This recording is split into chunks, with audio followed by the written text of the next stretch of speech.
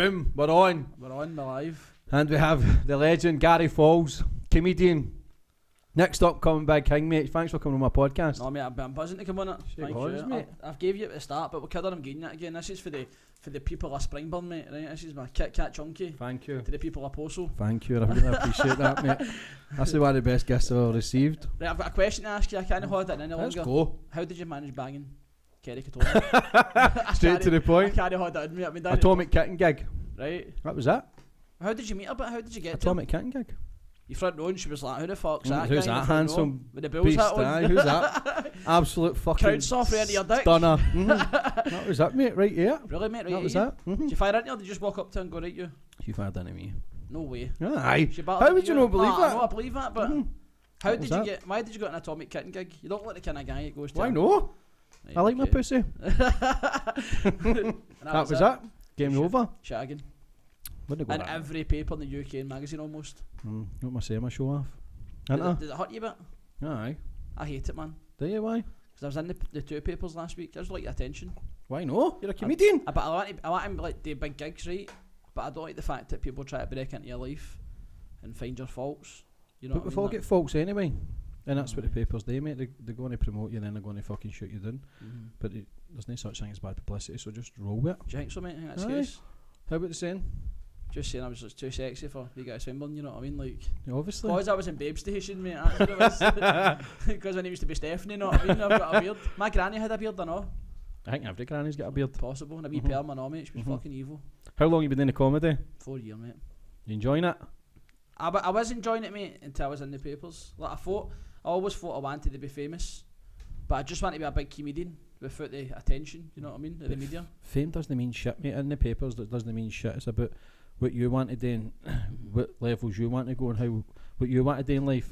Like sticks and stones at the end of the day, words. It doesn't mean shit, mate. That is, mate, innit? So you just got to take it in the chin. You got to take the good with the bad, and you just got to realise it's only words, mate. It doesn't mean shit. So there's no point in ever letting it worry you or stress you.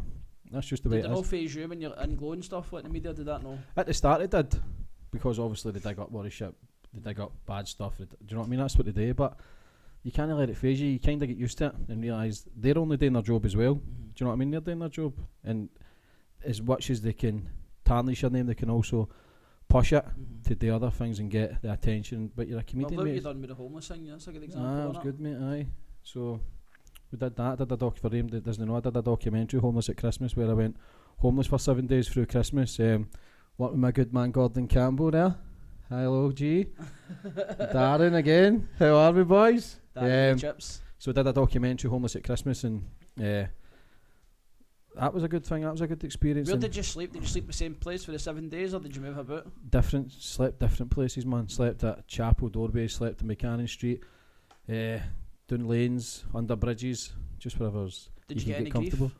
I never get any grief, but the people who were in the documentary were getting hit and spat on. Some of them getting raped, stabbed, set on fire. So it's grim, mate. So it's grim. So people think they've got a tough life, but that's very hard, and it really fucked with my mind, because to hear these stories, mate, I'm not a psychologist, and it kind of played on my mind what they actually go through, and it was a tough experience, man. But it's something that I'm glad I did, because it's opened up so many doors and so much help's getting done, and we're doing massive things with the show that we did there. We raised $4,000, and it's went to survival kits and getting flats,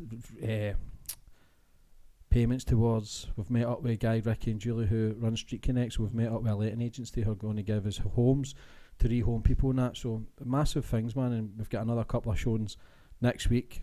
It's a massive problem. It's a problem that's doubled since 2010, and the problem seems to be getting worse. So it's just to raise awareness, and like I say, it's getting that. So big. Did you think it was as bad as you thought, or was it a complete culture shock when you got there? Culture shock, mate, because even though we've all got the blinkers on, when you go down the tune, It's so bad, isn't it? it's there's so many people. There's so many people, and you kind of forget, because we've all got our own problems, our own struggles. But when you actually take time to speak to a homeless person and remind yourself that they are human beings, they've once had a home, kids, a job, but people don't understand the way things are going. You're only like one wage slip, 2 wage slips to being on the street yourself. And every soup kitchen I was at, there was people with 2 jobs that were at these soup kitchens, people who can't afford to pay their bills that are still struggling. Well, I went homeless, as you know, after Boxing Day. After you came off street, I went on the street for a night on the last day, do you know what I mean? But I went to City Mission and I was talking to people who had jobs, but they were homeless, and I was like, fucking mental. Oh, that's crazy. How did you survive? I was only a day, mate, so it's not really. I went to City Mission at 10 o'clock, mate. Got my wee heat done. But I stayed with my pal Davy Smith the first night, second night at City Mission, and the third night my pal and Lindsay that he was in.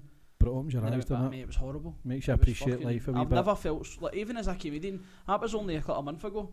So I'm a fairly good profile in Scotland, you know what I mean? And to feel like people don't imagine that I can make 2-3 grand a gig, and then 1 minute I'm fucking homeless, and I felt pure lonely, mate. It's mine being why I was at the house, you know what I mean? But I've never felt so lonely. Like, I felt pure dark, you know what I mean? I went to the Hamish Allen Centre and they said to us, I said, listen mate, I'm homeless, I need a flat. And he's like, oh, what kind of benefits you take?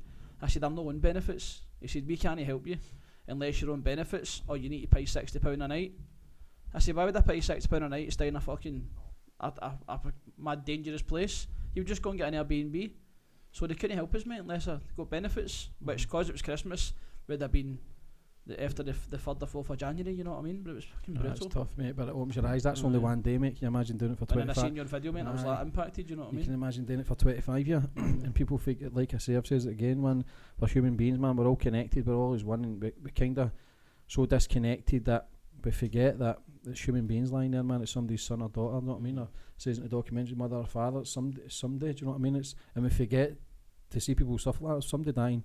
If you never had these charities, and I've said it before, there's so much generosity goes on through the soup kitchens, the shelters, the charities, but the problem's still getting worse. It's the mindsets of these people to hit a low and accept the abuse that they take it's not right, it's not normal. Do you find the council do enough? I think there's, like I say, there's a lot of stuff there getting offered as well, but it's the mindset that needs to change. There's no point we've discussed it, like I say, with the Let Agency, that we can't rehome somebody that's got addiction problems or mental health problems because they're not going to keep their house. So they need to change the mindset, changing their belief system, working on their confidence, their self-esteem, raising them up a wee bit, picking them up, and then putting them into the house. So that's where Ricky and Julie come in from Street Connect, where they're on drug programs. So after the 12-week programs, and then we can offer them a house because they're ready to take that next step. So there is a lot of help out there, but there's not enough in my eyes. I think everybody needs to get together, put their heads together, and come up with a better solution, better system to change it, because the problem's getting worse, man. It's not just people see it as people with addictions, or they say, oh, he's a junkie, this and that, but you've got to remember, the majority of people who go on the streets are clean. When I was doing my documentary, I was getting offered drugs every 20 minutes, so when you're that low, it's easy to take it and go, do you know what, fuck it. Mate, I wanted to get a drink. Seeing as what about, like, I think it was fucking I came to my pal's house, it was 9 in the morning, they dropped me off at the Hamish Allen Centre, and as soon as I left it, mate, I was like, I might just get a drink, just fucking sleep in the bush, because I'm ex-army, you know what I mean, but what could that have led to? But it's to numb your pain. That's it's it. to forget that. If I'm doing that and I'm not an addict, it shows you that that's what an addict suffers. Because it's easy to fall back into that trap. Long you're in the army for? 10 years. What were you then? I'm Airco, just helicopters. Just to be helicopter Was guy. it? Aye. That's how you suit these bad boys. That's it. Romeo 1, 2, 3, 4. When's the next gig? Next gig is Friday and Saturday at the Rotunda. Next solo show. Still tickets available for Still people tickets, listening? mate, aye. Get your fingers out, people, man, because this guy is funny as fuck. Not as funny as me, but he's funny, man. No, he's I'm the funny, next mate. big. You're handsome. You're the handsome well, part. like I'm the giggles, not I don't like to brag. So what's the next step for you? What's the goals? What's the plans? So I've sold out. The Glasgow Comedy Festival's in March, as you know. I've sold out the stand on the 10th. Then I've got the Rotunda on the 18th. Still tickets for the 18th of March. Go to my website, garyfaulds.co.uk. And then after that, next year I'm doing the SECC, which we were talking about, because you're doing the big event in the Hydro.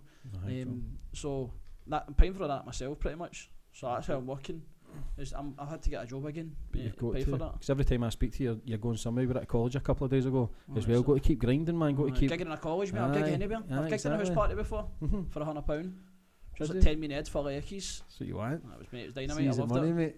Isn't it? But like I say, that's what people. You've got to keep grinding, man. Got to keep working, man. Got to keep doing it until you eventually get that break. And like I say, you get doing it every day, and that's why I think it's brilliant you're on here, mate. I think you're funny as fuck. Actually, for people who don't know me, and Gaz, I actually met at my first gig up in Inverness. That's brutal, wasn't it? Oh, it's horrible, mate. It was fucking horrible, mate. I've been watching. It was horrible. I couldn't. Was I hosting? You were hosting it. Fucking hell, mate. But I remember when the first time I met you, because I was talking about all that, you know, I go all that fucking motivational and spiritual way, but you put a book out your rucksack. I thought you were going to pull out a bar Tony of hash. Robbins and the secret we're talking about. You believe in all that? I love it, mate. positive. If you think positive, you get positive. Like, seeing I've been negative things have happened. Been buzzing for life and forward thinking, good things happen. You know what I mean? You're the same, mate. That's what I mean. You clicked with it. Aye. So two boys for the scheme, next areas to each other as Gary's well. for Springburn, I'm for Postle. That's right next to each other. Postle, you say Postle, you're famous, Park. wasn't it? Postle Park. Yeah, well, it's actually Hamilton Hill. The West End. Yeah, so me and Gary, we met in Inverness, and we've been mad in it ever since, man. See when they says like James English, and I looked you up, mate, and I was like, oh no, man, he's glow cunt. He's got to be fucking up your knob. See, I met you, I was like, that's bromance, man. I'm going to marry this guy, man. Honestly, like, the complete opposite of what I thought you were going to be. Because it's like you judge the show, you don't judge you don't judge the person. Know what I mean? So I was like, let's give a fucking. But everybody, you know yourself.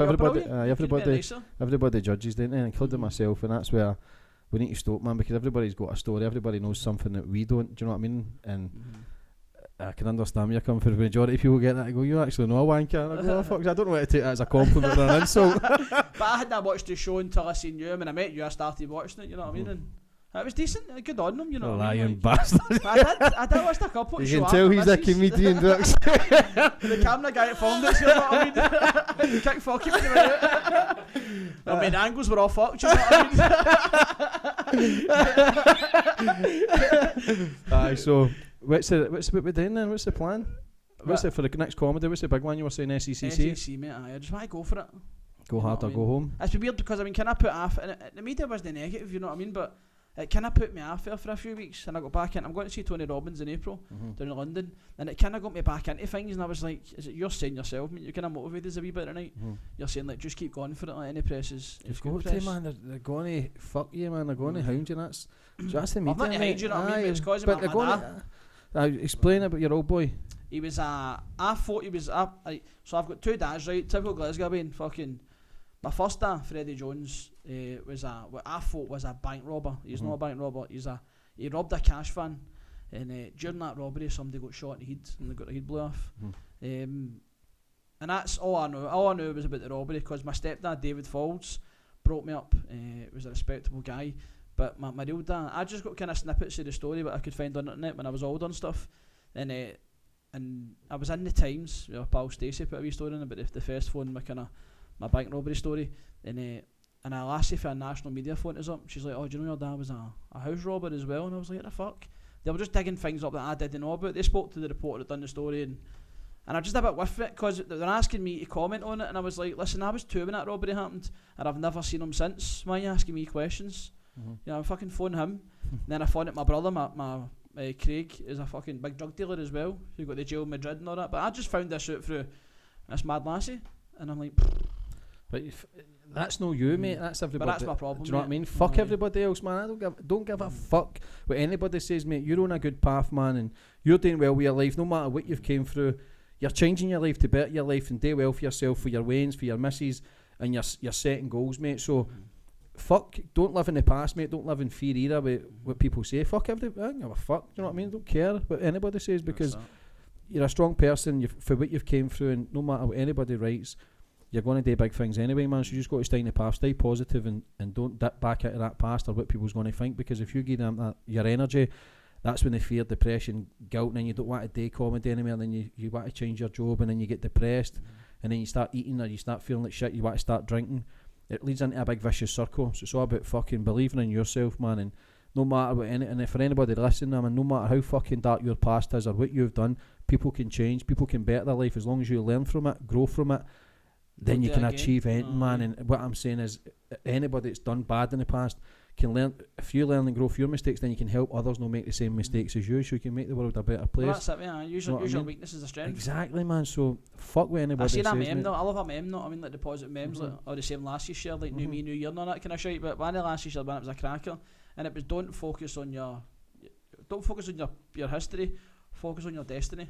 Exactly. You know, it's one of the ones, isn't it? It's exactly. Like, get rid of all that negative chat and just kind of. Exactly. Do you think that affected you, but when you were younger? I did. My ma told me the typical scheme, man. Your dad was in the jail. Your ma told you worked in the rigs. I remember watching Piper Alpha, mate, and greeting. You know what I mean? I was like, my dad's died. You know what I mean? But I didn't really know, mate. I knew I wasn't David's stepson because I've got stepsisters and that who love me to death. You know what I mean? And obviously David been fucking married the Faulds for Brighton, a big crime family. But I have no association to them at all. So that's another problem people got is Faulds. But even if you did, it doesn't fucking matter because you're doing things with your life. You're achieving things. You're not robbing banks. You're not doing other things. Do you know what I mean? So people can't tar you as the same brushes. I just steal at a Tesco, mate. Exactly. I do Marks and Spencer's. Do you like Marks Spencer's? What's it like inside? It's good, mate. Stinking a quiche. I just walk about for the smell, mate. Get on all posh. The Percy only pigs. Getting there when it's 9 o'clock, mate. To get everything cheap, mate. 20 pence, 30 pence. So I do walk out with my Marks Tesco bags. where they're all fighting there, like they be. You're into Tesco now. You too good for that now, mate. See, there's this place called Tesco, mate. Right, Springburn. You might drive, but I'll show you next to Costco, mate. Right, but there's this aisle, right, when like. They buys it and then hundreds of cunts just fight other wee deals. And it's like fucking 20p for a packet of ham and cunts are getting slashed, know what I mean? That's how I go to Marks, mate, 9 o'clock. For anybody listening, man, if you're on your arse, get yourself into Marks at 9 o'clock, man. Everything's dirt cheap. Marks, just a Marks and Spencer's. Mark stays in post with 26 Hamilton Hill Road, man. He usually leaves his door open. Marks and Spencer's, mate. I get in there for my deals, mate. Really? Aye. I'm vegan now, mate. You're vegan, aye? I was a vegan and for 9 days. How'd it go? Mate, I pure love the sausage, mate. I couldn't handle it. Don't we all, brother? I was a vegan, mate, right? And I was doing well. And I went to the snack van and I just got a pure whiff of sausage. And I was like, fuck this veganism, mate. I need a sausage. But that's just because we get fed that when we're younger, mate. We own sausage, son. A wee fry up, they're bad. Do you eat quite clean, but aye? No, I do. Cause I was over bigger since the last I was time over 16 stone. Like muscler. Thank you. I told you to keep that a secret. I know. I'm eating good, mate. Aye, vegan, but then I do like a wee bit of chocolate, so I'll jump from vegetarian to vegan when I feel like it. You fed me about fucking 900 wine gums, man. I just want to get you full of sugar, mate, so you talk a lot of shit. You talk a lot of shit. That's what I do. I just keep feeding you. I thought you were full of sweeties. I was like, no, again. So, I'm eating good, mate. Doing so good. What would a vegan have for his dinner? You get a vegan broccoli, kebab? Mate. You can get a vegan kebab. You get vegan and pizzas, the Flying Duck. There's not many places doing vegan and vegetarian the one stuff next to now. Cineworld. The big man mucks, you know what I mean? Go at the guy, the vegan chips place. guy. There's loads Is it a of. Flying Duck? No idea, just to pay attention with the box. There's It's loads a of vegan restaurant. So there's loads of stuff going vegan and vegetarian. So I watched a documentary called What the Health. It was just I watched that, no, mate. I scared the fuck out of me. deep, mate. It's deep, man. And it kind of changed my mindset. And I know there's a lot of hate and love towards it, but I kind of understood it a wee bit.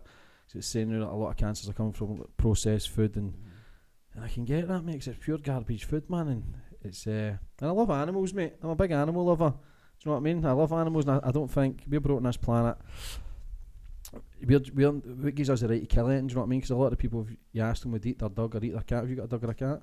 No. You know But what I I mean? probably So eat it, if mate. cat kebab. So Getting 18 stone up in the green, you know what I mean? I think if I fucking love animals, mate. I just love animals. So See, when I see an animal, I associate it to food.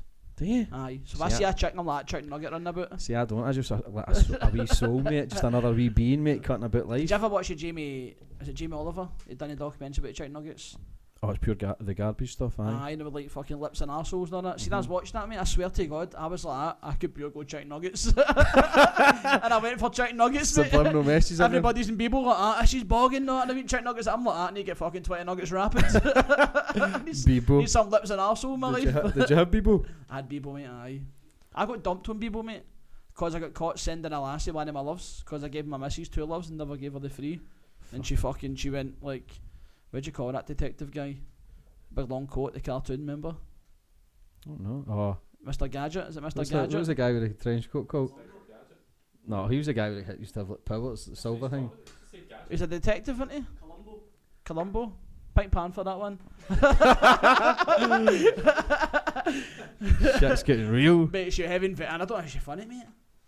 What a psycho. One love, mate. I gave just one love away, mate. To wee dirty bird for Poso. Bitch. Called James English. Should give it there. So what's the plans every weekend? You gigging? Gigging Rotunda, mate. Friday and Saturday, so I can plug my show. I like gigging in a venue where I'm doing a show, so I can say to people like, I've been amazing tonight, right? And the big man's coming back on the 18th. Then they're all, get you, Bobby and all that. And I'm like, calm down, fuck's sake. And you get the security out, get me to the venue, you know what I mean? But are you enjoying it now? I'm not enjoying getting noticed. Why? I don't know, mate. I'm a fucking freak of nature. Think you're insecure about? I'm a pure attention seeker, mate. And I think I have got insecure. And I think they've just came out since I've started doing well in comedy. Like, get noticed now. And I love people. If somebody's talking to me and it's like in the street or in the bus, I'll talk about them for hours. But see, I'm in the town. I was with my pal Stevie Cook. and about 6 cunts came up to us like, you're not a comedian or that, tell us a joke or that, and it was just, I felt pure pressure, do you know what I mean? Like, when I go on stage, I can be who I want to be, and I can say whatever the fuck I want, but when I'm off the stage, I just want to be me, and I just want to spend time with my pal. Who do you like being best? The guy on the stage or the guy on the stage, mate? Because the guy on the stage hasn't got any anxiety. Gary off the stage is fucking ripping anxiety and depression, know what I mean? That's what I was talking about last week, my podcast with big guy Stephen Rowan. A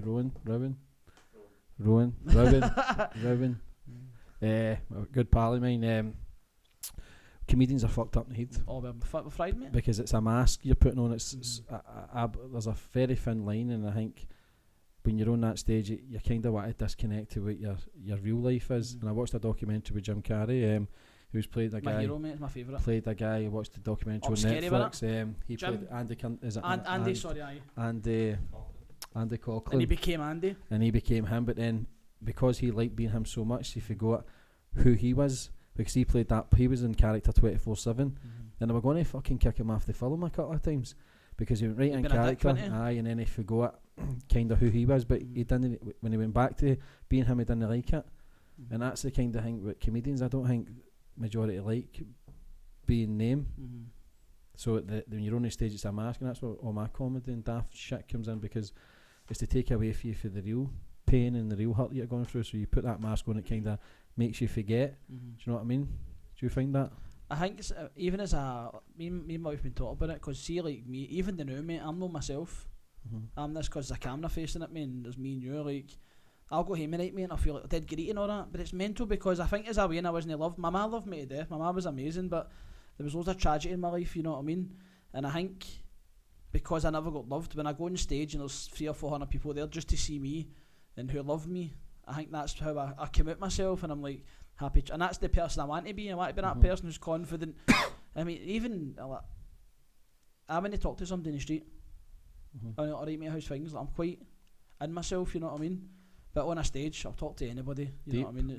But we crave that. Everybody wants to be liked. Everybody wants to be loved, and if there's no that connection when you're younger, I think, because we were talking about that again last week, where there's a thing called your inner child. We talk about all the like traumas through your life at a young age, and we kind of we don't know how to show feelings and emotions, and that's where we end up fucked up as we get older. Do you know what I mean? Because we don't know how to address it. Because we've not really addressed it, and that's something I struggle with. And I'm scared to address it in case I end up having a fucking nervous breakdown. So I kind of put it to the side. My life's doing well. I'm doing big things, but I know there's still some rooted problems there that I need to work on, man. And I know it'll take me to the next level, and it's something I'll do this year. Maybe speak to a psychologist or just to speak to somebody and be open and honest, because I'm already honest as I can be. Do you know what I mean? And but I just think there's problems there that I probably need to work with a professional to try and release them on and feel good. And I think it's definitely, I think so. I'm insecure in that as well, and I'm the loud daft guy, but again, that's just a mask.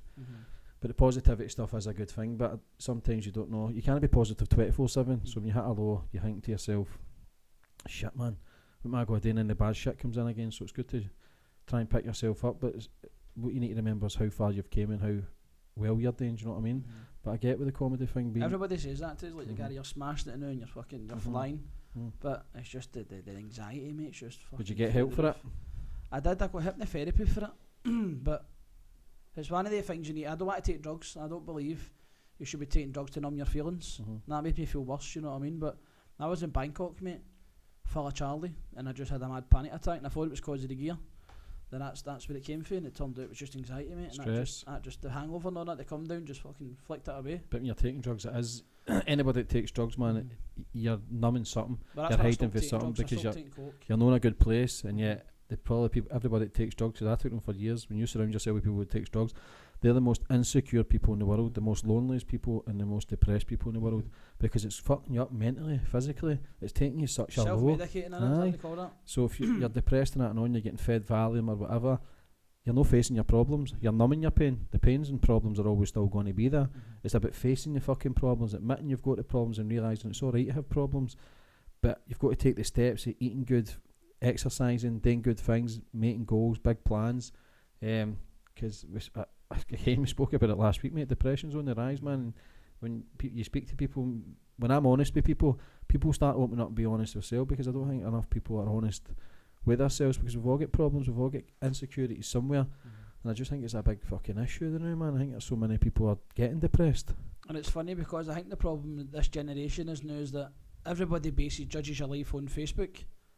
So on Facebook, me and you could be fucking amazing. Just got a brand new Merc, just got a new job, just sold out a gig. Nobody actually sees, like, if me and you sat down and spoke, I'd probably break down to you like, how's your week, Gary? Oh, I fucking I feel depressed, and you wouldn't say that on Facebook. So that's how people have lost contact as such, innit? If you stayed yourself. But we're scared to be ourselves. Why? Because we're scared nobody likes us. So social media, it makes you a fake person. Not fake, but... Social media, it's social... but it's making you antisocial because what happens is as soon as you wake up in the morning, that hour you wake up in the morning is the most that hour where you're more creative. So as soon as you look at your phone, mate, you're looking at other people living their life and dreams, and it is a fake life. All these people kidding on they're happy. You can't be happy 24/7. Everybody posts the good pictures. Where's the fucking shitey pictures when you're lying in your bed greeting or eating shite? Everybody. See, I spoke about I done a live video and I was just, my head was fried, mate. And I spoke about my anxiety, and it was phenomenal. The amount of people who message me and says, mate, I can't believe you feel like that. I've got anxiety. How? Like, you're a comedian, and it was scary, mate. There must be about 30 or 40 people message me after the back of a video, and then all the comments and all saying I get panic attacks and. How long have you had this? Anxiety since my dad died, I think. How long? 2012. 5 years. I went to Thailand, mate, but I never took drugs when I was a boy. I drank when I was a boy. But I never took drugs till I came out the army, or I was coming out the army. My pal Div was like, take a line. I don't want a line, cause I couldn't take it because it's an army anyway. And I just took a line, mate. And for about a year period after that, I was like starting an ounce, just like every couple of weeks. And it was fucking mental, mate. And it was the day for me, self-medicating. But all my problems for the army, and my dad dying. So I didn't grieve. And then it just hit me, mate. It was in Thailand, mate. Fucking. Do you have a nervous breakdown? Hanging out a ladyboy, mate, and fucking that was it. Bang. me and Davey was gutted, mate. I pushed him out the way, you know what I mean? Jealous, was he? But that was it, mate. Thailand, and then I remember, so I had like 5 days left of the holiday. I locked myself in my hotel room, mate. I didn't leave my hotel room for 5 days. I didn't leave the room, mate. And then I got a private taxi at the airport, and I thought I was going to die, mate. Genuinely thought I was going to die. Rock bottom for you. And I think that was the problem. I just came out my room, sorted myself out, but I came back home, and I stayed in my house for 3 weeks without leaving my house. And my ma's like, you need to get yourself fucking sorted because that is depression. That's bad, mate. Did you get help for it? They gave me fluoxetine, mate. What's that? But beta blocker things, I think they're. Like I don't know what they're, mate. Did they work? Antidepressants. Did they fuck, mate? Still taking them? Made me feel worse. No, I stopped taking them. And I got hypnotherapy, and that really helped me. Do you think the busier year, the more you can't think about the past? No, mate. I'm thinking about the past more than now. Because you look at the Waynes and on you, and you associate your Wayne's age with what you were doing at that age. My ma was a great man. My ma done everything for me. But she's a single ma, you know what I mean? Tough. Her and my stepdad were always falling out. They had 2 fucking houses. So it was like the slightest argument that you're out and we're in another house, you know what I mean? But I think getting brought up in a scheme, everybody fought and argued because that's a big part of it, growing up in a rough area, because you've not got the money to do fuck all, and you've got to remember, in Postal, Stoneyhurst Street I stayed, there's a big circle of houses, and the houses are tiny, so if you're staying in that, you feel cramped, mate, you feel claustrophobic, so everybody's going to argue and fight, do you know what I mean? Everybody's skint, so that's where I think that you're more depressed and you're more prone to violence and anger because you're just frustrated about life, man. The world's a big place, man. We shouldn't be stuck in this fucking small wee bit just waiting to die. Do you know what I mean? Everybody's creative or a genius or everybody. Somebody's got something. Aye, man, and we kind of forget that when you're stuck in that small box. If everybody's arguing and fighting, you accept that as a life, man. And it took me so long to realise that, man, I'm not accepting this, man. I'm going to fucking take responsibility, take the reins, man, and I'm in control, man. And right now, like I say, I ain't fucking around, mate. I want to be something. I want to do some good. I want to just keep being me, man, and just try to be honest with myself. That's the key, man. Obviously, we tell a wee porcupine, you know what I mean? From time to time, I'm not a fucking saint, but if I can be honest with myself, and then I don't care what anybody thinks or says, man, because if I'm happy and content, then fuck everybody else, you know what I mean? And I says it earlier, man, I don't give a fuck anymore. And it's a good way to be, because as long as I'm in a good place, then the people around me will be in a good place. You're important, aren't you? Like, you've got to look after yourself. Exactly. Everybody's got to look after number one. People always constantly try to save everybody else, and I was always like that, try to help everybody else. Why? Because it was me that really needed the help. So me constantly helping everybody else, trying to make everybody else laugh, it was deflecting away from me that I was the one that was screaming out for help. I was the one that was in pain. So I had to take a step back, reevaluate everything, and says, man, fucking hell, man. When I wrote down all my problems, there's a lot of fucking problems. There was a lot of problems, mate, because we've all got pride and nobody wants to admit their problems, man.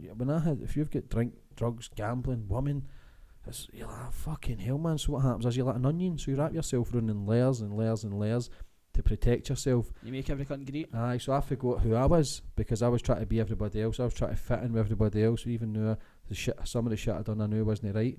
So I had to unravel all that, and then if you forget who I was, what my purpose was. But as long as I stay clean, be honest, exercise, do good things, then I start to find my character, my purpose in life, because we've all got a purpose in life. But for a very young age, you kind of get dumbed down to just fucking sit at a desk and learn your times tables, shut the fuck up. Do you know what I mean? I'm not going down that way. I watched that Tony Robbins, the one on Netflix, and he was talking about, he says, if you died tomorrow, there's a load of speakers spoke about it, but what he says, if you died tomorrow, how would you feel about your life? And that's my eureka moment when I thought, I want to do something. And that's where comedy kicked in, and just fucking, I think now that I've hit my goals, the goals that I set, I've done them all. My big goal was to do a solo show at the Stand. Now I've got that, and I'm like, bloody now, man, I'm done. But then you've got to keep raising the bar. Tony mate, Robbins will say about progression, raising the bar and going bigger. 300 seats, right? I go 600 next time, 1,000, 5,000, 10,000. Everybody just goes along like that, flat line, man. It's not about that. It's about, because the buzz, as soon as you've achieved a goal, that's it. The buzz goes. That's what's happened, mate. It's gone, man. And then the media came, mate, it was just like a fucking hammer on top of the peg, you know what I mean? But it's how you handle these situations that takes you at the darkness and go, fuck it, man. Right, what's the next steps for me?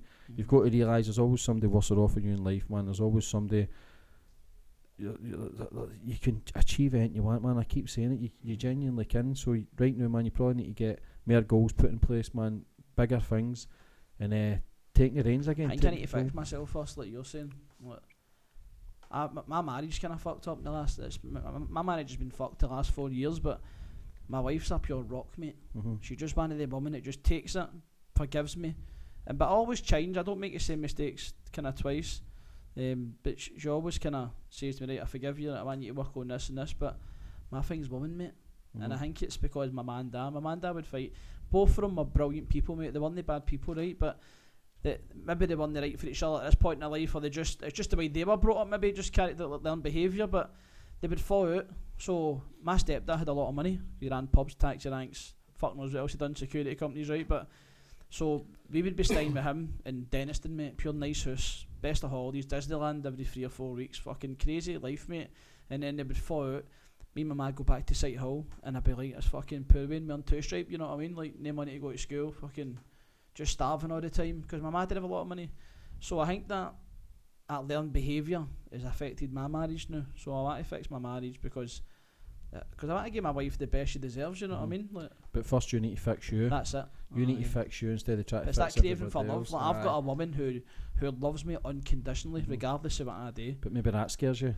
Maybe you're that scared of getting hurted, because the longest relationship I was in was a year, but then that was fucking on and off for about a year as well. Do you know what I mean? As soon as I meet somebody, man, my barrier's got up. I'm scared of getting hurted, so I'll fucking end it straight. I'll end it first. I'll become cold and distant because I'm scared of getting hurted. This is too good. Aye, so we don't love ourselves enough, and that's what I keep trying to get across, man. You've got to love yourself within, which is a fucking hard place to get to, man. And if you don't do that, what happens is we kind of use every lassie I was fucking about with or whatever. I was kind of, you were using me as well, but I was using them to fill in a void, to get that kind of love and connection.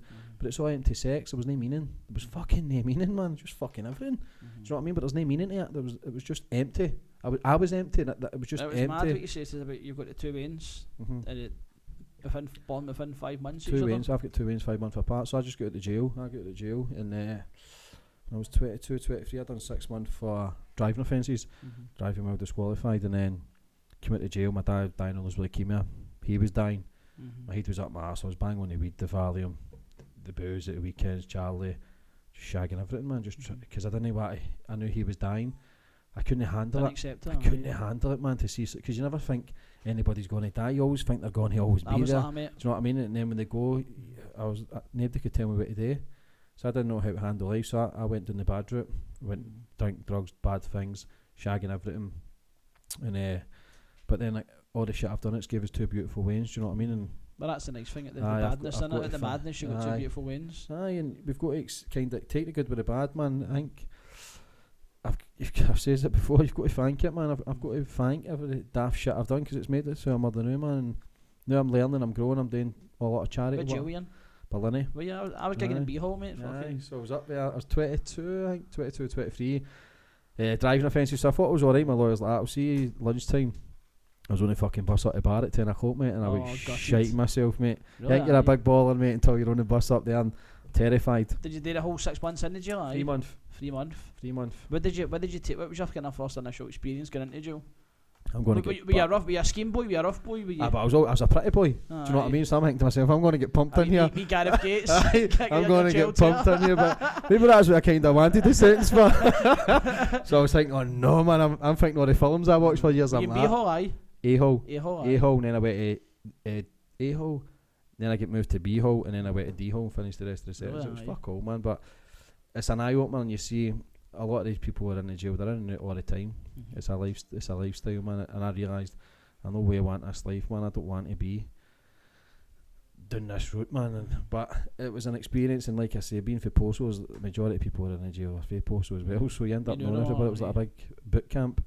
And did you get drugs in that in the jail? Aye. I never took drugs. I wasn't really bang on the drugs at the time. When I got out, man, my dad was dying. I just went fucking mental. I kept fit. I was still kind of in and out my football then. It was tough, man. Fuck it's that. mad you've been in jail, innit? And you've just grew for that experience, obviously. It was like I say, it was a fucking daft driving offences. But that's a perfect stand-up. You've got a perfect stand-up story, you know what I mean? I know, mate. I was fucking ripping. I'm like, I'm going to get pumped in here. How long did it take you to get pumped? 20 minutes. If I was the gym, I'd shank you mad, you know what I mean? You play boy, you know what I mean? Shawshank Redemption. Dibs on James English. That's how I just dubbed my door, mate, in protection, mate, for 3 months. Protection. Did you watch all the films before you went in, like Shawshank and all that? Like? You watch all the films, when you watch all the films when you're a wee guy, you know yourself, that's what the jail's like. People getting fucking shot and parties and stabbed, shagged. But it's fucking nothing like that, man. It's nothing like that. Really, nothing like that, man. Piece of piss. Did you ever tell you all that, aye? Aye, that was on the pass. Who did you share with? Did you share with a guy? Wee guy Jerry, man, but he's dead now. Oh, is he? Aye. You contact him when you left, aye? Aye. You see that jail part in it, you kinda you think it's cool, but you're shiting yourself when you get in, but when you go out, you're telling everybody you're just out of jail, not walking about with 5 with a guys. swagger, not just out of jail, not as if you're a big baller, man. But you're shiting yourself on the bus, mate. He'd done just don't want to look at anybody, and then you're out, you're like, just out of fucking jail, and that, know what I mean? A wee fanny. I thought I knew everything. I thought I knew everything, mate. I knew fuck all, and I used to think that shit was cool, mate. It ain't fucking cool, man. It ain't cool doing bad stuff. It ain't cool going to jail. It ain't cool taking drugs.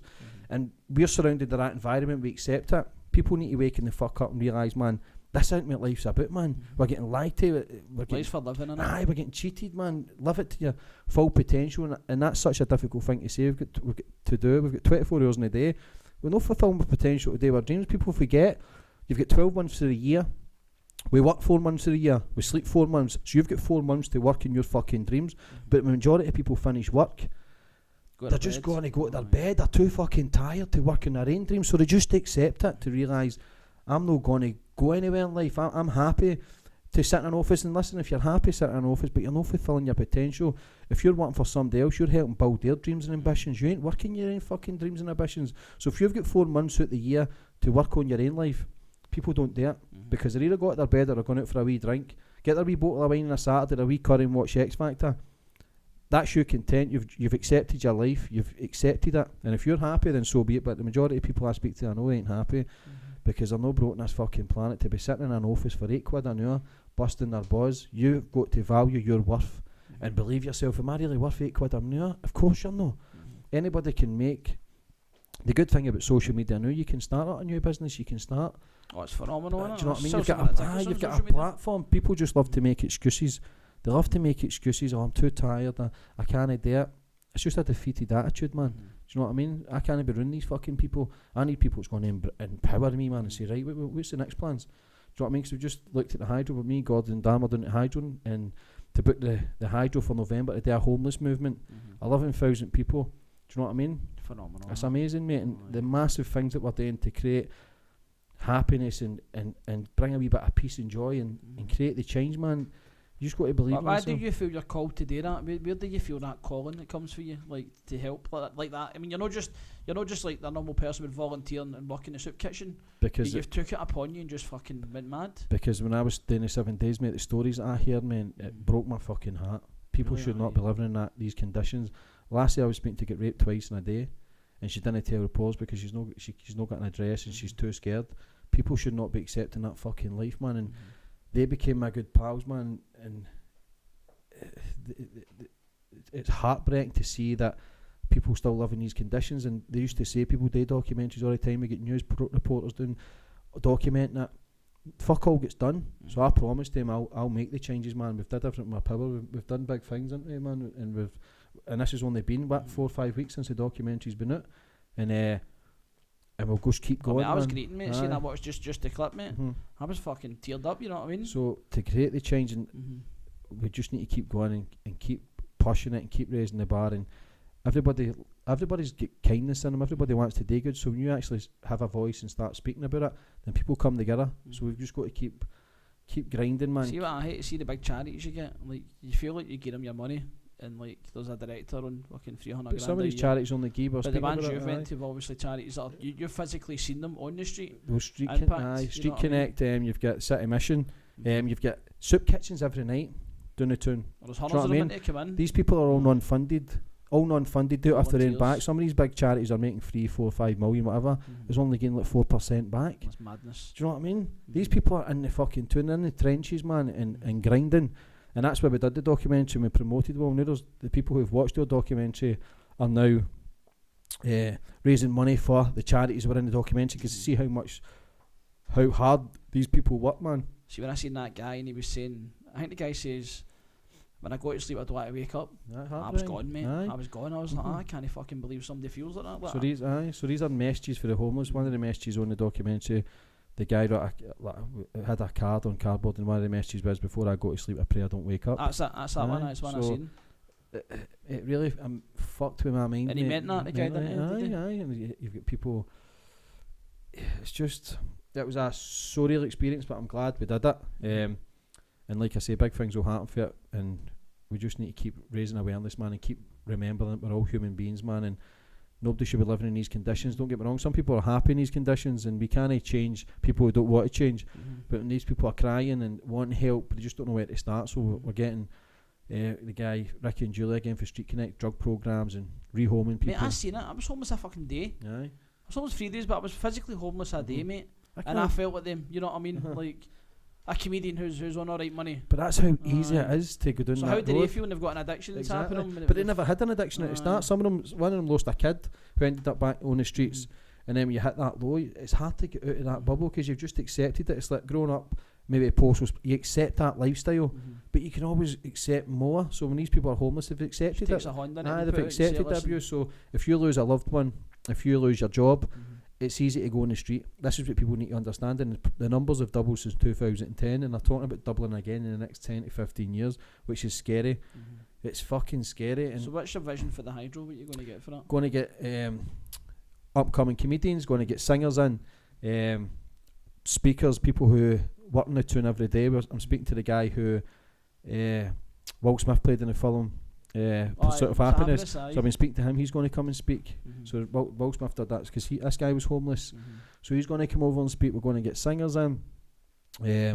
Just going to raise awareness, man, and create something special that everybody get together and we can create something special. Are you going to create your own foundation so you can pass the money out to? Right now I'm not doing all that. I'm just everybody else that's helping me. I'm just getting all them together and they can deal with that, because I've not got a charity or fuck all. But what I have got is the voice and the following to create the change and get everybody together. That's what I said to you personally when I messaged you after it, and I was like, mate, it's so good that you're using your influence to impact like that. You know what I mean? Like Mary should do it. You know what I mean?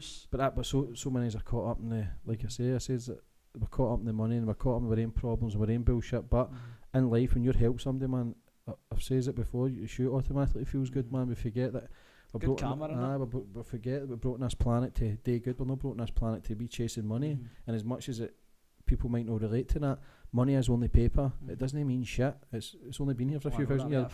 Humans have been here for fucking billions of years. Do you know what I mean? So we're chasing that product. It takes us away from what it's really worth, and that's helping others, man. And being connected and being trying to be good. Know what I mean? Proud of you, mate. Thank you. Go and get them. I'm gonna. I'm out to get it, mate. I think you'll go bigger than Hydro. I think you'll fuck bigger than that. I'm out to change the world, mate. I'm fucking crazy enough to believe it. I just need to stay in this path because it still scares me. I still get the bad thoughts of slipping back or having a drink. So if I have a drink, man, I'm away, man. You don't fucking see me. Do you know what I mean? So you look this office door, man, if I start drinking. And it still scares me because I know the massive steps that I'm taking now, they're huge. And for a year ago, for being a fucking waster, overweight again, angry, agitated, to fast forward on a year to doing documentaries, booking out a Hydro, starting my podcast, man. So how did you get in Glow? Where did that come about? That was 2 years ago. Just I think they were all doing auditions. So you went to an I audition. like all that shit, man. I liked it. I'm a big poser, know what I mean? I liked all that. And you're charismatic as fuck. As soon as you meet you smile, know what I mean? I like so all that bullshit, but then when you're in it, you realise, well, man, this ain't for me. This is fake as fuck. Do you know what I mean? But how you felt about it? Aye, mate, it was cringy as fuck sometimes, man. But I'm thinking to myself, there's bigger going to come out of it. There's more. Keep grinding, James. Believe in yourself.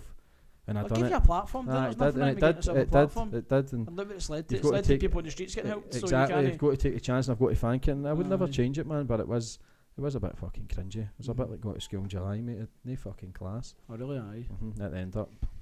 So did you get free booze and all that? Aye. Everything. Mate, I tried to go in it recently. What? I got knocked back. Did you? Aye. See they put applications out. Fucking hit me up, messing me back and says you're not good enough. You're fat and ugly. You look like a fat pregnant woman, Gary. You don't know your time. I was gutted, man. I was like, I want to be next James English, know what I mean? Yes. Full of tan and patter. Easy, mate. Anybody can be. But I think it's good, mate. It's good having these things, and it's good for what they've done. You might not agree with any of mate, because you're out it, but it was good to show Glasgow in it in wee bits certain. It never really showed Glasgow, but did it? It was more so. What is it, Hamilton and fucking... Never really in Glasgow, man. It was fucking... But just called the Himalo then. It was an experience I wouldn't change, and I've met a lot of good pals. Like I say, I'm with Gordon and Dan and also, and we've done the documentary. So, mate, I was doing a gig, right, and it was last year, and Brian was supposed to come, right. So it was in a pub called the Princess Bar in Ridgey. So there was hundreds of wee lasses, mate, there to see Brian, right. But there was also about 50 Neds, right. Want to kill him? And mate, they want to murder him, mate, honestly. So we were doing the gig, the comedy, mate, and I died in my hole, right. And then one of the boys like, seeing that Brian comes in, I'm going to smash him, right. And I said to the promoter, I says, mate, you need to phone that boy and tell him not to come. So they phoned Brian and cancelled him, mate. But it was fucking wild, mate. It was like a GPX DJ, 2 comedians and Brian in the middle, mate. And just what was that? The Princess Bar. Just a mad random gig. Just like a meet and greet with Brian. And I seen him at the stand, and I was like, I was supposed to that gig with you. He was at the Comedy Festival lunch. And he's like, aye, but I think you knew that he was going to get his cunt kicked in or something, you know what I mean? I sat poor to get his fucking nice white teeth punched out, you know what I mean? You still staying in Springburn? Still there, mate. I'll never leave Springburn. No, think I so. don't want to leave, mate. I want to stay with my people, you know what I mean? Like, do you think you've... Why, though? I've realised that the last kind of few months. Like, I love being around where I grew up. Is that like a comfort blanket? It's a comfort blanket, mate, aye. I wouldn't want to leave. Like, I don't think I would fit in anywhere else. But that's just you. I love the shoppy, mate. That's just see the shoppy, I feel like I win again when I was happy. But that's you just setting yourself limits to see that you're no good enough. I'm going to build a fucking giant house, Raymond, you know what I mean? But I like the fact that the shoppy was somewhere that I got to when I was away, and it was always positive things. So when I'm in the shoppy, I feel happy. You know, it reminds me of my granny and my ma. Remember I went to see Santa and fucking the one else go to jail, you know what I mean? But that's your happy place. One else was shoplifting, mate, as a wee guy. That's your happy place. Aye. But sometimes you need to step out the comfort zone as well and take other chances, because if you're... don't ever be happy and fucking content, mate. Always raise the bar, and that's you. Every time you're there, it just reminds you of the happy times. But you're remembering the happy times in the past. You've got to create the happy times for the now and the future. Do you know what I mean? And it can be scary to taking big chances like that. I'm not saying fucking move out. If you're happy, then so be it. But you're saying you're no. So sometimes getting away from that area, or away distance yourself from that negativity and any kind of memories, because maybe you're walking down there, the memories I know can kind of fuck you up and think, oh, I wish I still had them, and you get sad. That's it. Do you know what I mean? So sometimes it's good to actually get away from them, because I know you were talking about Cyprus and all that at one point, or Spain. We can't go in because Mulder steps in. Need to speak Cypriot. He would go to a Cypriot school because we couldn't afford private school. It's dear, innit? It's dear, mate. Aye. How many kids you got? 4 of mine and 1 stepson. 5. Fuck's sake. But my stepsons, because I was somebody's stepson, mate, there's that genuine, like, we were in the same situation. His real dad, mate, he doesn't see. He's criminal, same as my real dad. So I can totally associate the wee guy, you know what I mean? Like, I feel like my stepdad with him, it's a nice experience because I feel like I'm living, because I love my stepdad, mate. Him and I fell out, doesn't matter. There wasn't no violence or anything, but I'm trying to be a better person for him, and I'm trying to give him the things that maybe my stepdad didn't give me. Like, it took me fucking till I was 16 to call him dad, and he'd probably let me call him it, but he was just that kind of, he wasn't a lovey-dovey kind of guy, and I just try and give you guys some love, you know what I mean, so like, it feels, but it's hard, mate, it's hard when a Wayne man sees daddy, mate, and fucking you're stepping in and... Of course, but then you're stepping up to the plate, mate, you've got to take your hat off to people like that and show respect. I've got 4 Waynes to 3 different women, mate. I've got 2 Waynes to my wife, the new Ashley, who's amazing, and I've got 2 other Waynes to 2 other lassies, so it's fucking hard to juggle it all about, and fuck's sake, mate, and day comedy, day a full-time job, day full-time comedy, and have 5 Waynes, mate. So many Waynes we all got together? 7, 8 between us? Must be, mate, aye. Football team, you swans that game of football, lads. Gang fighting, fuck's mate. Sake, mate. You're not scared, innit? It is, but like I say, we've got to keep bettering ourselves, mate, and hopefully it passes down for generation, because I spoke about gambling last week, where it can pass down, it can be in your DNA, mate, that if you're no feel that you love yourself, you're fulfillment, aye, so it can pass down, mate, where they'll start feeling like that. So, but you can change your DNA, you can change the neurons in your brain. I believe it takes 21 days to break a bad habit. The problem with everybody's got demons, mate. I've got demons, mate. I'll be battling them till I go, but we can change the mindset, you can change the balance in your brain, where you can better your life, man. You can change the way you feel, man. It's a hard battle, man, but anybody can get there, man. You just got to keep realising it. But your stepdad seems a decent guy, man. Oh, he was. He's kind of rock, good influence, you know what I mean? He had a bit of past as well, you know, but he served in the army, came out the army, just went fucking pure rogue. Is that how you went to the army? That's how I went to the army, aye. Kind of So just try to show off to him. Influence. He didn't talk to us to make it to the army, go to the army at first, you know what I mean? But I went. But it's the best thing I've ever done, mate, because I'd have been fucking punting gear in the jail, mate, I think. Glasgow mentality. That's where I feel, mate. I've got a pure ski mentality. You know what I mean? So the army kind of, I travelled a wee bit, got to see the world, you know what I mean? Got to Vegas and all that without your fucking pals, and it's a great, I wish, and I came out because my stepdad had cancer. Fuck's sake. Did he die? He died, mate, aye, bowel cancer. That's a fucked up. And that's what we're talking about when you see your dad died. Like, I remember the Friday, he went in the hospital, I think he died on the Sunday, mate, I'm sure. He went in the hospital. It fucking tells me doesn't it? I can't remember it, but he went in the hospital on the Friday. My ma's like, oh, this is that. He's not going to make it out. And I was like, fucking, he is. He was playing golf today. You know, he's fucking playing golf. A full round of golf. He's alright. Didn't smoke, didn't drink, mate. He was healthy as fuck. Just bad food choices, you know what I mean? But he had irritable bowel syndrome, mate, and it stemmed for that. He went in the hospital on the Friday. Then on Sunday, mate, he died, and that was it. And he was a pure rock. He was alpha male, mate, everybody. You know what I mean? Like, I worked for him in the security business, so 10 in the morning, every morning, mate, for a year, I was at the front door, his paper and his roll, out all day together, mate, going on cruises, fucking holidays, so we lived in each other's pockets, you know what I mean, like a brother, and then he just went, so I only had a year of having a good dad. He was always there for me, but it was always that awkwardness, like I'm his real, I always felt like I was his real son, but he was such a fucking lovely guy, mate, you know what I mean? Like, but he seemed to have taught you well, and he seemed to. Well, he did, mate, good characteristics. Any fuck up off, it's because of me.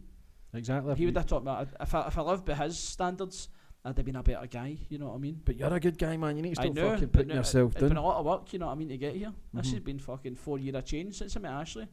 She's good because she didn't tell me to change, but I know I need to change. Exactly. You can't tell people to change. What are you saying, bro? 5 minutes. You can't tell people to change. People need to change themselves. So again, when people have got problems and people try to force it upon them, you can't do that. People need to realise where they're going on. You can kind of try and plant the seed, but you've got to believe that you want to change yourself and you need to change. You can't change for anybody else's life. It's bad. Even talking to, obviously you're good at fucking the chatting, but even talking to you tonight, mate, I want to go ahead and do something positive. But you do positive, mate. You've got gigs every fucking week. You need to concentrate. I mean in me, like within master, like myself, you know what I mean? Like, because what people concentrate on the things they haven't got instead of the things they have got, mate. And you're doing big things, man. Fuck the past. The past is done, mate. Obviously, if you need to go and get help or speak to somebody maybe about the problems about your stepdad, because there's still obviously rooted problems there, including myself, man. I'm scared to fucking dig, man. I've said it before. I'm scared to dig in case I dig it all back up and I have a nervous breakdown because we've got too much pride, man. We've got too much ego. We don't want to be hurted. We don't want to be showing emotion. But emotions are good, man. All I've been doing is fucking greeting. Do you know what I mean? 'Cause it's good to just know what it's just a build up for years, man. Releasing and there's that man mentality in it, like you can't be sad. Sometimes you just got to have a good fucking greet, man. We're all fucking sad anyway, do you know what I mean? So what's the problem? We just let it out, man, and let fucking nature take its course, mate. And get one of the Himalayan salt candles. Himalayan salt candles, mate. They're the one. Take it all the negativity, mate. Take it all the dry air. I need to get sponsored with one of them. Hello, babe. Hi, babe. How are you? I'm alright, babe. Aye, what you doing? Nothing. I'm just settling me Sarah now. The two kids are really no well. What you wearing? I'm on the podcast, babe. I've got to go, right? Okay. Right, are you naked? No. Some my life.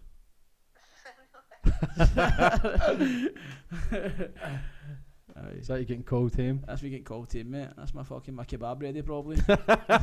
Vegetarian now. Vegetarian. Yeah. You want to promote any of your stuff or you go back to say what So you're I've got a doing solo show on the 18th of March, the Rotunda. Other bands are sold out.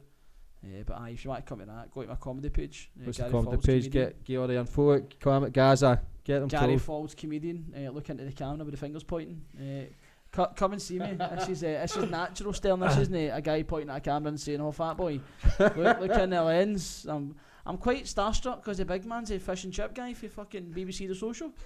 I can't believe it. It's gave me so much good. I swear to God, mate. See if I eat chips now, the first thing I think, are these chips proper crunchy? You've done that to me, mate. You've made me a fucking food connoisseur. I'm not just fucking inhale my kebab now. I'm like, these chips are just not crunchy enough for anybody. Mate, Gaza, it's been an absolute fucking pleasure, Privilege, mate, and I'm aye. glad to go. And I'll obviously have you back on in the future, mate. I wish you all the best, sad mate. stories. Fucking sad stories are good, Mate, mate. I'm going to go and listen to Whitney Houston, your Jeep, and have a good fucking greet together, not Good man, mate. God bless Love you, you, mate. mate, and I'll speak to you soon. Cheers, bro. And we're off. Boom.